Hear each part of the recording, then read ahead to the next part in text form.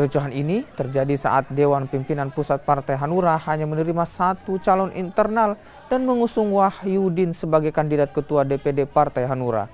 Di sisi lain, 24 DPC Partai Hanura Sulawesi Selatan menginginkan lebih dari satu kandidat, namun tidak ditanggapi panitia pemilihan.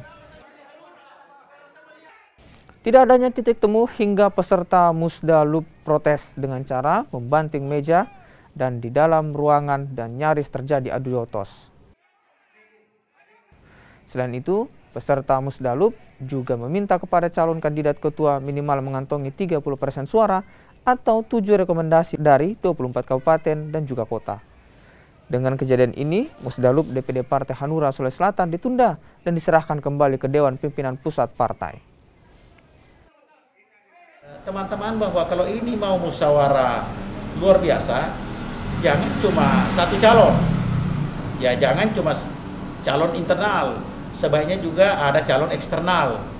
Ternyata ini menurut informasi dari teman dari Kabupaten Maros itu DPC, bahwa ini calon eksternal ini sempat mendaftar dan diterima pendaftarannya, tapi begitu di dalam musyawarah ditolak. Inilah yang merupakan cikal bakal timbulnya permasalahan.